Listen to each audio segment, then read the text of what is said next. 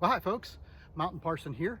We are talking about in church on Sunday mornings, we're talking about, did Jesus really say that? We've been talking about that starting just the first part of February. We're going to do that for the month of February. And so the posts that you will find here on Mountain Parson will be posts about, did Jesus really say that? On Sunday, this past Sunday, we looked at Luke chapter 6, where Jesus says, "But I tell you, those who are listening to me, love your enemies, do good to those who hate you, bless those who curse you, pray for those who mistreat you.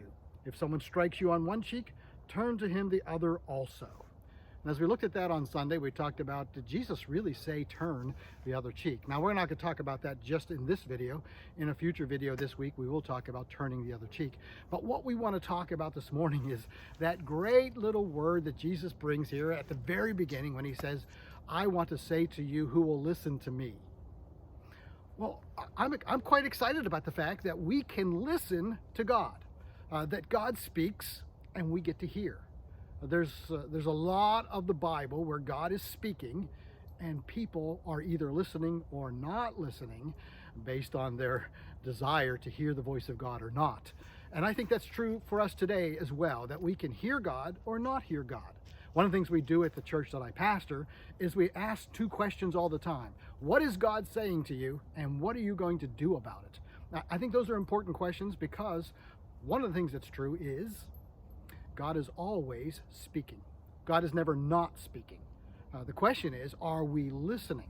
And Jesus begins this little segment of scripture here about turning the other cheek and loving your enemies by saying, will you listen to me? Will you hear my voice? And listening in the scriptures is not just about hearing, but it's about doing.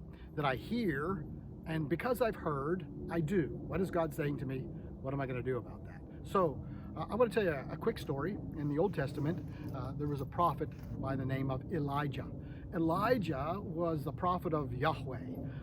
But there were also other prophets that existed in that day. They were prophets of Baal. And the prophets of Yahweh and the prophets of Baal were always at enmity with each other because the prophets of Baal were leading the people astray to a false system of worship. And so Elijah decided, we're going to have a showdown. And so he went to a mountain. Here we are. He went to a mountain called Mount Carmel. And there he said, let's find out who the true God is. And so he said, let's offer sacrifices to our God, and the God who answers with fire, he is God, and we will worship him. The prophets of Baal felt that was a pretty good idea, and so there were many of them. There were 600 of them, and there was only one of Elijah. So Elijah said, well, you guys go first, because you'll be done quicker building your altar and putting your offering on top of it. So you guys go first, while I over here will build an altar to Yahweh and also put an offering on it.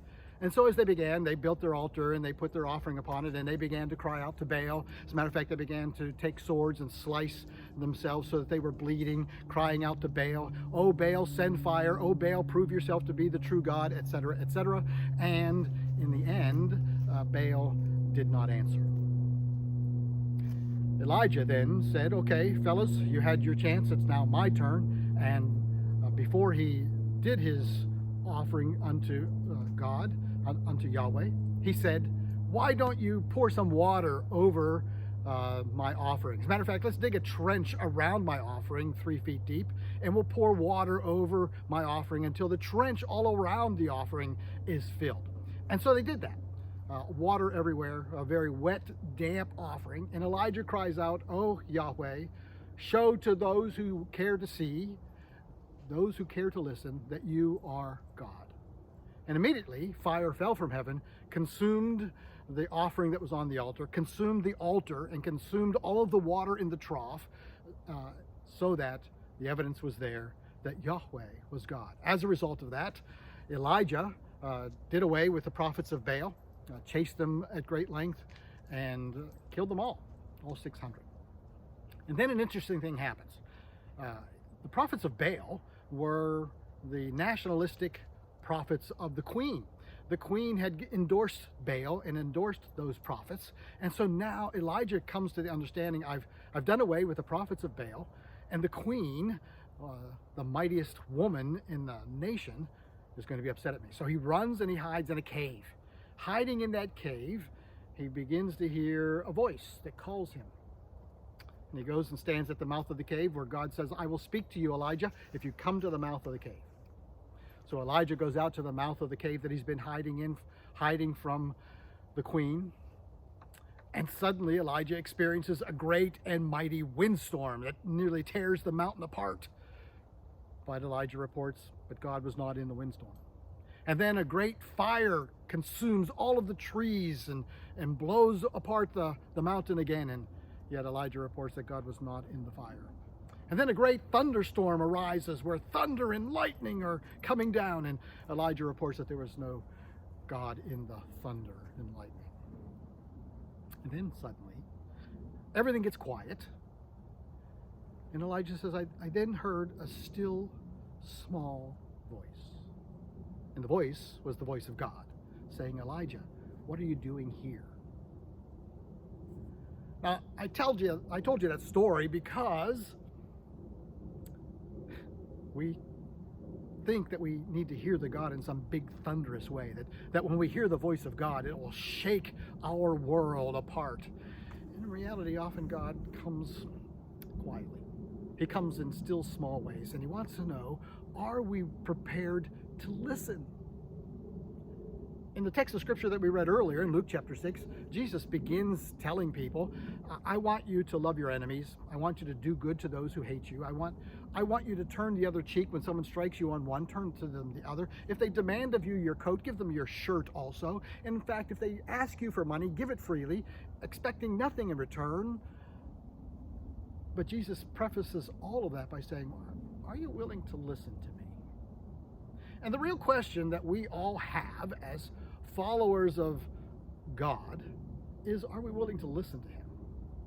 You see, my understanding of God is that it's not like a smorgasbord. We don't get to open up the Bible and say, well, I like these parts, but I don't really like that part.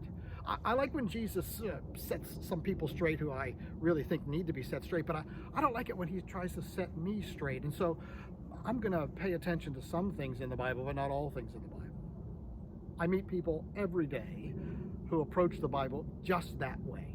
They want to point out to me where the Bible has errors, where the Bible trips over itself, where the Bible contradicts what it has said earlier, as if those are the only parts that matter.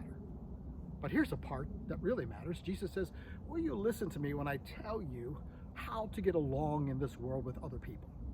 Will you listen to me when I tell you how to bring division to an end? Will you listen to me when I tell you how to make friends out of your enemies? Will you listen to me then? And many people say, absolutely not. I will not listen. And so as we embark upon this question, did Jesus really say, turn the other cheek? The first thing I need to ask you, first thing I need to ask me is, will we listen when God gives us some instruction? Will we pay attention? Will we draw near enough in the still, small, quiet places to allow God to give us direction? Will we answer those two questions? What is God saying to me? And what am I going to do about it? Now, I want to caution you about those two questions. Those two questions are best answered in community, in fellowship with other people. That sometimes we can think that God is telling us to do something that is woefully unlike him and woefully amiss. And if we hear God in isolation, if we decide that we've heard God all by ourselves in isolation, there could be problems. And so I would encourage you, if you really want to commit to what is God saying to me and what am I going to do about it, get into community. Find other people that you can say, hey, I think that I've heard God say this to me. What do you think about that? Does that sound like the God whom we should be walking with? Because other people might be able to give you some caution, might be able to steer you in the direction that God is really calling you, the voice that is really the voice of God. And I think that's powerful and important. So, my dear friends, if we're going to journey together through the mountains of the Cascades, if we're going to journey through the Pacific Northwest together, asking those questions day by day, did Jesus really say that? And what am I supposed to be doing about what Jesus really said? Let's commit to being in community with each other. You can comment in the comment section below and even ask questions there, and I'll respond. I'll read every comment and respond to every comment to the best of my ability. And in the end, we'll see what Jesus is doing. Hey, God bless you today. What a great time to be together. Let's pick this up in a future video, and we'll talk about loving our enemies and turning the other cheek. God bless you. Talk to you soon.